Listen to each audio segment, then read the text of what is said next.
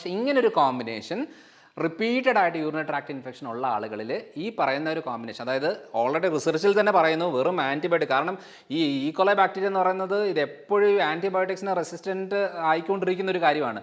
ആ ഡോസ് ഒന്നും മതിയാവാതെ പിന്നെയും ഇതിനകത്ത് മാറ്റങ്ങൾ വന്നുകൊണ്ടിരിക്കുകയാണ്. അങ്ങനെ വരുമ്പം പിന്നെയും നമ്മൾ ആൻറ്റിബയോട്ടിക് സപ്ലൈ ചെയ്തുകൊണ്ടിരുന്നാൽ മാത്രം ക്ലിയർ ആകത്തില്ല. ആകുന്ന കണ്ടീഷനുണ്ട്. ഇനി ആകാത്ത കണ്ടീഷനിൽ നമ്മൾ അതിനകത്ത് കുറച്ച് പുതിയ മെത്തഡുകളും കൂടെ അപ്ലൈ ചെയ്ത് കൊണ്ടുപോകുകയാണെന്നുണ്ടെങ്കിൽ റിപ്പീറ്റഡ് ആയിട്ട് വരുന്ന യൂറിനറി ട്രാക്ട് ഇൻഫെക്ഷൻ നമുക്ക് അവോയ്ഡ് ചെയ്യാൻ സാധിക്കും. Hello everyone, I am doctor Manoj Johnson, lifestyle physician, John Marian hospital, Pala. നമ്മൾ യൂറിനറി ട്രാക്ട് ഇൻഫെക്ഷനുമായിട്ട് ബന്ധപ്പെട്ട് ഒത്തിരിയേറെ സമയത്ത് നമുക്ക് പല രീതിയിലുള്ള ട്രീറ്റ്മെൻറ്റ് എടുത്തിട്ടുണ്ട്, ആൻറ്റിബയോട്ടിക്സ് കഴിച്ചിട്ടുണ്ട്, പലതരം ട്രീറ്റ്മെൻറ്റ് മൊഡാലിറ്റീസ് നമ്മൾ ട്രൈ ചെയ്ത് നോക്കിയിട്ടുണ്ട്. എന്നാലും റിപ്പീറ്റഡ് ആയിട്ട് ഇങ്ങനെ യൂറിനറി ട്രാക്ട് ഇൻഫെക്ഷൻസ് ഉണ്ടാകുന്നു എന്നുണ്ടെങ്കിൽ അത് നമ്മൾ ഈ ഒരു രീതിയിൽ മാത്രം ട്രീറ്റ് ചെയ്താൽ പോരാ. അതുകൊണ്ട് ഇപ്പം എൻ്റെ റിസർച്ചിൻ്റെ ഭാഗമായിട്ടുള്ള സ്റ്റഡിയിൽ നമുക്കത് മനസ്സിലായ കാര്യം എന്താണെന്ന് വെച്ചാൽ, ഒരു പല രീതിയിലുള്ള ബാക്ടീരിയൽ ഇൻഫെക്ഷൻസ് ഉണ്ടാകുന്നതിൻ്റെ ഭാഗമായിട്ട് നമുക്ക് യൂറിനറി ട്രാക്ട് ഇൻഫെക്ഷൻ ഉണ്ടാകും. അത് എന്താ പറയുക, ഈ ക്ലെപ്സെല്ലയും അതേപോലെ ഈക്കോലയും എന്ന് പറഞ്ഞാൽ പല ടൈപ്പ് ഉണ്ട്. പക്ഷേ അതൊരു 80% ഈക്കോലൈ ബാക്ടീരിയ ആണ് നമ്മുടെ ഒരു യൂറിനറി ട്രാക്ട് ഇൻഫെക്ഷൻ ഉണ്ടാക്കുന്നത്. അപ്പം പൊതുവേ എന്നാന്ന് വെച്ചാൽ, നമ്മളൊരു യൂറിനറി ട്രാക്ട് ഇൻഫെക്ഷൻ്റെ ഭാഗമായിട്ട് എന്താ പറയുക, നല്ല രീതിയിൽ മൂത്രം ഒഴിക്കുമ്പോഴുള്ള പുകച്ചിലുണ്ടാകുന്നത്, ബേണിംഗ് മിച്ചുറേഷൻ ഉണ്ടാകുന്നത്, ചിലപ്പോൾ ബ്ലഡ് പോകുന്നത്, ചിലപ്പോൾ ഈ അടിവയറ്റിൽ വേദന ഉണ്ടാകുന്നത്, നടുവേദന ഉണ്ടാകുന്നത്, ഈ ഉള്ളിലുള്ള പനി ഉണ്ടാകുന്നത്, അങ്ങനെ പല രീതിയിലുള്ള കാര്യങ്ങൾ ഈ പറയുന്ന യൂറിനറി ട്രാക്ട് ഇൻഫെക്ഷൻ്റെ ഭാഗമായിട്ട് നമുക്ക് ഫീൽ ചെയ്യാറുണ്ട്.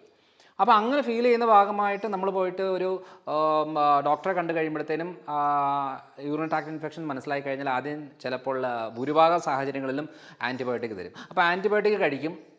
ആൻറ്റിബയോട്ടിക് കഴിച്ചേച്ചും ക്ലിയർ ആകുന്നില്ല. അങ്ങനെ പിന്നെ രണ്ടാമത് പോയിട്ട് ഇനിയും കൾച്ചർ ചെയ്ത് വീണ്ടും ഏത് ബാക്ടീരിയ എന്ന് കണ്ടുപിടിച്ച് അതിനുവേണ്ടി തന്നെയുള്ള കാര്യങ്ങളെല്ലാം ചെയ്തു വരുമ്പോഴത്തേനും ഈ പറയുന്ന ഈക്കോലൈ ബാക്ടീരിയയുടെ ഒക്കെ എന്താ പറയുക, റെസിസ്റ്റൻസ്, ഇത് ആൻറ്റിബയോട്ടിക്കിനുള്ള ഒരു റെസിസ്റ്റൻസ് അവരുടെ സ്വന്തം സെല്ലിനുള്ളിൽ മാറ്റം വരികയും പിന്നെ നമ്മൾ പലത് ചെയ്താലും മാറ്റം വരാത്തൊരവസ്ഥ വരികയും ചെയ്യും. അതുകൊണ്ട് പിന്നെ റിപ്പീറ്റഡ് ആയിട്ട് വരുന്ന രീതികളുണ്ടാകും. അപ്പോൾ എന്തുകൊണ്ടാണ് ഇത് സത്യം പറഞ്ഞാൽ സ്ത്രീകൾക്ക് വളരെ കോമൺ ആയിട്ട് വരുന്നത് എന്നുള്ളതാണ്. കാരണം ഭൂരിഭാഗം നമ്മൾ എടുത്ത് നോക്കിക്കഴിഞ്ഞാൽ പുരുഷന്മാരെക്കാളും കൂടുതൽ സ്ത്രീകളിലാണ് ഇത് വളരെ കോമൺ ആയിട്ട് കണ്ടുവരുന്നത്. അത് അവരുടെ സ്ത്രീ ശാസ്ത്രത്തിൽ നമുക്ക് ക്ലിയർ ആയിട്ട് മനസ്സിലാവുന്ന കാര്യം എന്ന് വെച്ചാൽ, നമ്മുടെ ഒരു റീപ്രൊഡക്റ്റീവ് ഏരിയയിൽ വജൈനയും നമ്മുടെ ഏനസുമായിട്ട് അധികം ഗ്യാപ്പില്ല, വളരെ അടുത്താണ്.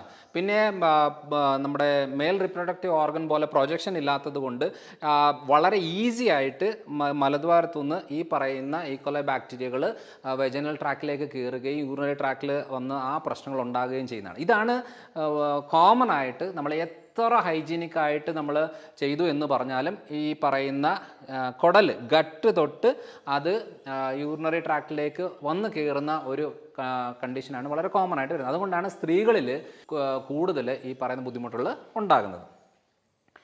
അപ്പോൾ പറയുന്ന പോലെ ഈക്കോലൈ ആണ് ഞാൻ നേരത്തെ പറഞ്ഞ പോലെ ഒരു 80% നമ്മുടെ ബാക്ടീരിയൽ ഇൻഫെക്ഷൻ ഉണ്ടാക്കുന്നത് ഈക്കോലൈ ബാക്ടീരിയ ആണ്.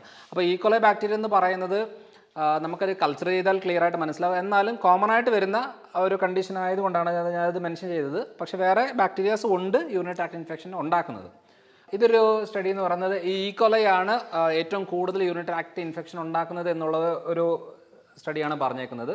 അതേപോലെ തന്നെ ഈ ഒരു സ്റ്റഡിയിൽ പറഞ്ഞേക്കുന്നത് urinary tract infections caused by uropathogenic Escherichia coli strains, new strategies for an old pathogen. അതായത് സാധാരണ രീതിയിൽ നമ്മൾ ഈ ആൻറ്റിബയോട്ടിക്സ് മാത്രം എടുത്തുകൊണ്ടിരുന്ന ഒന്നും ക്ലിയർ ആകുന്ന ഒരു കാര്യമല്ല. അത് ആകും, പക്ഷേ റിപ്പീറ്റഡ് ആയിട്ട് വീണ്ടും ഉണ്ടാകുന്നതാണ്. അപ്പോൾ അങ്ങനെയുള്ള ആളുകളിൽ നമുക്ക് എന്ത് ചെയ്യാൻ പറ്റും, അതായത് നോർമൽ ഇത് മാത്രമല്ലാതെ പുതിയ സ്ട്രാറ്റജികൾ എന്താണ് അപ്ലൈ ചെയ്യാൻ പറ്റുന്നത് എന്നുള്ളതാണ് ഈ സ്റ്റഡിയിൽ ഫുള്ളായിട്ട് എക്സ്പ്ലെയിൻ ചെയ്ത് ജസ്റ്റ് ഇത് കാണിച്ചതേ ഉള്ളൂ.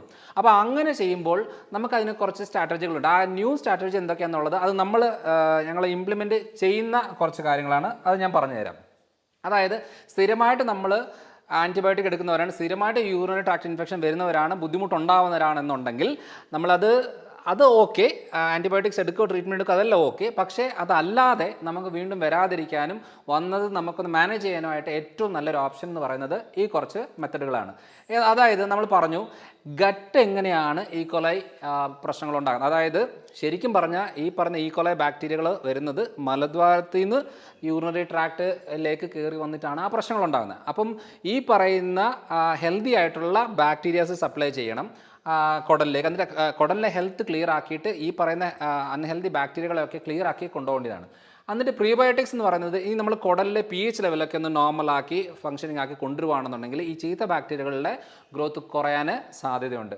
അതേപോലെ പുനർനവം എന്ന് പറഞ്ഞാൽ ഈ തഴുതാമ, അത് നമുക്ക് വേണമെന്നുണ്ടെങ്കിൽ തോരൻ അരച്ച് കഴിക്കാം, അല്ലെന്നുണ്ടെങ്കിൽ കുറച്ച് എടുത്ത് വെള്ളത്തിലിട്ടിട്ട് തിളപ്പിച്ച് കഴിക്കാം. ഇതും വളരെ നല്ല അതായിട്ട് നമുക്ക് ഈ പറയുന്ന ഈക്കോലൈ ബാക്ടീരിയയെ ക്ലിയർ ആക്കാനായിട്ട് ഹെൽപ്പ് ചെയ്യുന്നതാണ്.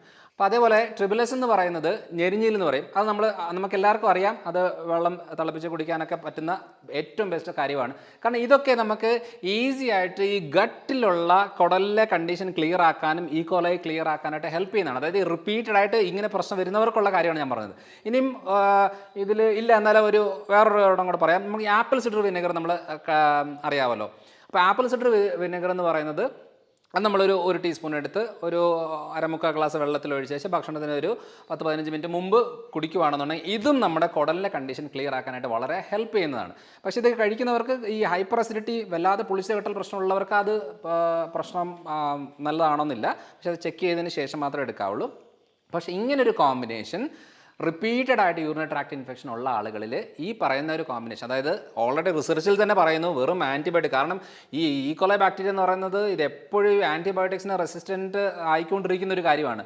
ആ ഡോസ് ഒന്നും മതിയാവാതെ പിന്നെയും ഇതിനകത്ത് മാറ്റങ്ങൾ വന്നുകൊണ്ടിരിക്കുകയാണ്. അങ്ങനെ വരുമ്പം പിന്നെയും നമ്മൾ ആൻറ്റിബയോട്ടിക് സപ്ലൈ ചെയ്തുകൊണ്ടിരുന്നാൽ മാത്രം ക്ലിയർ ആകത്തില്ല.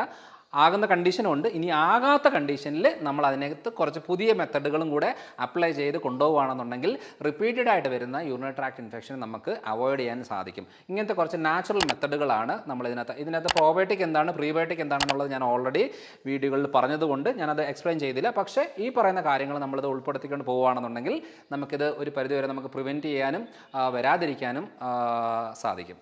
അപ്പോൾ അടുത്തൊരു വീഡിയോ ആയിട്ട് വരാം.